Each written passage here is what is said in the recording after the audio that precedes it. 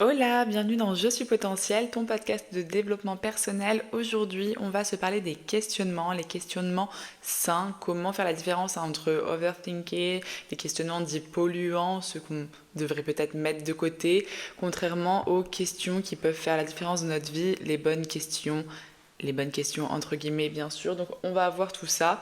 Déjà, si ça peut te rassurer, je t'informe que c'est normal de se poser mille et une questions. Moi, je suis la spécialiste de la question. Avant, c'était trop et c'était malsain.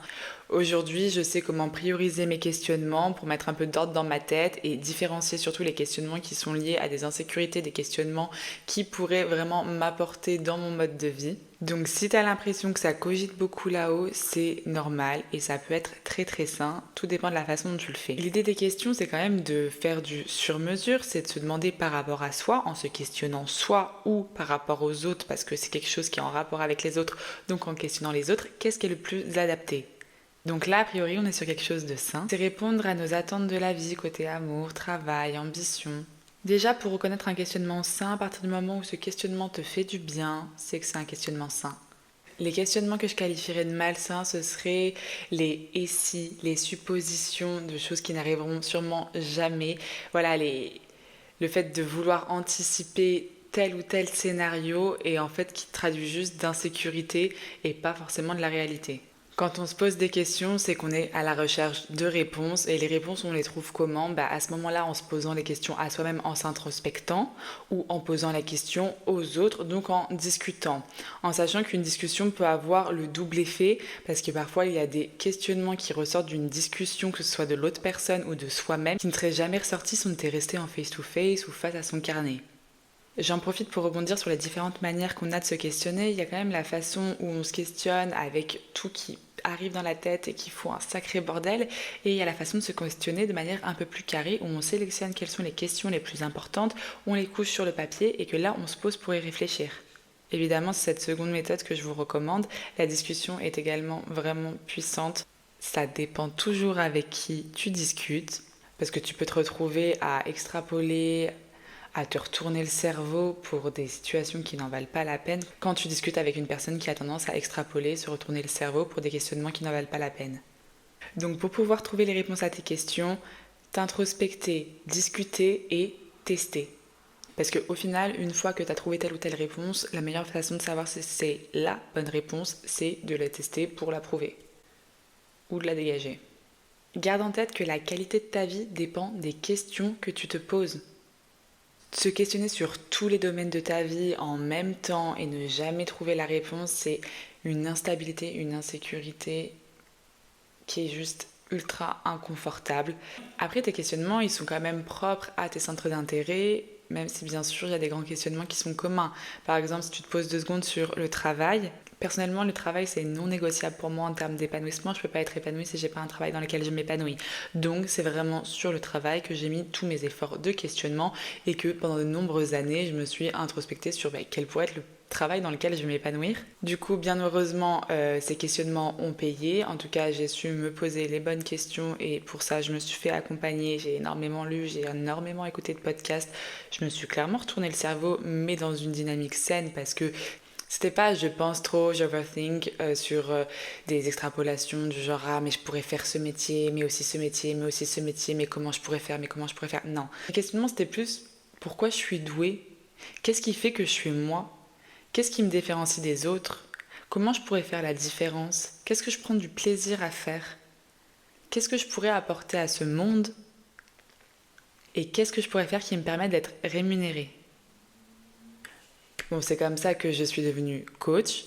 Et voilà, j'ai trouvé la réponse à mes questions jusqu'à quand, je sais pas. Ça se trouve, dans 5 ou 10 ans, je me repose des questions et je me dis qu'est-ce qui pourrait vraiment me donner envie d'avoir la pêche le matin, de me sortir du lit, de me lever, de retrouver la flamme de l'ambition.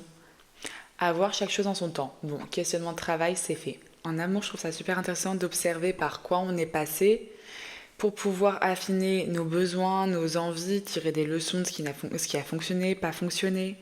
Et surtout quand tu t'es bien posé les questions sur qu'est-ce que tu attendais d'une relation, toi comment tu t'épanouis en relation, comment tu veux te sentir dans une relation. Si tu te poses toutes ces questions, au moins quand la personne débarque dans ta vie, tu sais la reconnaître.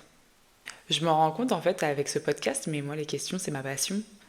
Pour ce qui est du rythme de vie, c'est pareil. Est-ce que tu veux manger avec du gluten? Est-ce que tu veux faire du sport? Est-ce que tu veux fumer? Est-ce que tu veux être un couche-tôt, lève-tôt, un couche-tard à lève-tard, ou encore un couche-tôt, lève-tard, parce qu'on kiffe dormir et fin de l'histoire. Et surtout, tu peux faire coïncider ces questionnements entre eux par rapport à ton travail. Qu'est-ce qui te correspond le mieux comme rythme de vie? Par rapport à la relation que tu veux développer ou que tu as et dans laquelle tu te sens bien, donc que tu veux conserver. Quel choix tu fais dans ta vie autour? Se questionner, c'est d'abord observer pour réadapter au mieux. Et le moment où tu sais où tu dois te poser des questions, c'est quand tu commences à subir ta vie. Si tu vois que tu subis ta vie, non, la vie elle n'est pas faite pour être subie. Là, tu as matière à te questionner. Pourquoi tu subis? Qu'est-ce qui te dérange tant? Qu'est-ce que tu pourrais changer? Et en fait, s'apporter le meilleur. Parce que les gros changements dans ta vie, ceux qui vont vraiment faire bouger les choses et pouvoir te faire monter d'un level d'épanouissement supérieur, ils découlent de questionnements. Je mets un warning sur les questionnements polluants. Genre, quand tu vois que tu commences à passer 3 heures pour savoir comment tu vas t'habiller, ou je sais pas si tu vas prendre le sac noir ou marron, peu importe, demande-toi si ça a vraiment de l'importance pour toi. Est-ce que dédier autant de temps et d'énergie pour ce questionnement, ça vaut le coup? En fait, pose-toi la question de quel est l'impact de la réponse sur ta vie. Est-ce que la réponse sac marron ou la réponse sac noir a un gros impact sur ta vie? Si c'est un petit impact sur ta vie, tu fais petit questionnement. Hop là, ça dure 5 secondes, pas plus. Si c'est décisif parce que je sais pas, tu vas à la Fashion Week et que le marron c'est la couleur tendance et que le noir c'est has-been, parce qu'à tout moment tu peux être viré du monde de la fashion parce que t'as mis un sac noir et pas un sac marron, là l'impact il est quand même gros. Je suis partie un peu loin. L'idée c'est encore une fois de trouver l'équilibre entre le surquestionnement, l'overthinking ou le lâcher prise. Parce que tout questionner, tout analyser c'est épuisant, étouffant. Mais ne rien questionner, c'est vivre en pilote automatique sans jamais prendre en considération ses réels besoins, ses réelles envies. Puis il y a aussi les questions que tu devrais poser aux autres et que tu te poses à toi, sauf que tu n'as pas toutes les réponses. Des fois, tu n'as pas toutes les cartes en main pour prendre la bonne décision, pour faire le bon choix, pour avoir la bonne analyse. Donc à partir de ce moment-là, il ne faut pas avoir peur de poser la question à l'autre pour pouvoir avoir toutes les données et pouvoir faire ensuite tes choix, prendre tes décisions avec toutes les cartes en main. Et à l'inverse, parfois on pose les questions aux autres comme pour qu'ils nous montrent la direction, qu'ils prennent la décision pour nous, alors qu'on ne se pose pas la question à nous avant. Donc avant de demander à cette personne qu'est-ce qu'elle veut, demande-toi si toi tu sais ce que tu veux. Si on ne veut pas la même chose, on voit si on peut trouver un compromis ou alors on trace notre route. Je vais terminer ce podcast avec quelques questions saines que tu pourrais te poser. La première est à se poser le matin. Qu'est-ce qui devrait se passer aujourd'hui pour que je puisse dire à la fin de cette journée « Waouh, c'était une journée exceptionnelle ». La seconde, c'est de quoi ai-je besoin dans ma vie pour être épanouie et pourquoi j'ai envie de tout ça. La troisième que je recommande aussi à se poser le matin pour commencer la journée avec de la gratitude, c'est pourquoi suis-je reconnaissant. Ensuite, tu peux te demander qu'est-ce que tu seras fier de raconter à tes enfants dans le futur? On peut terminer avec quelle est l'erreur du passé qui m'a le plus servi? Histoire de mettre un peu de gratitude pour les difficultés du passé.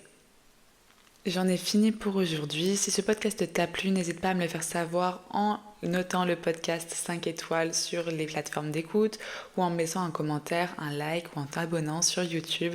Ça compte énormément pour moi, c'est la seule manière de faire grandir ce podcast et de me faire savoir si le sujet te plaît et donc de m'encourager à continuer comme ça. Je te souhaite de continuer à te poser des questions saines qui te font avancer vers la direction que tu veux que ta vie prenne. Je te fais des bisous et je te dis à bientôt.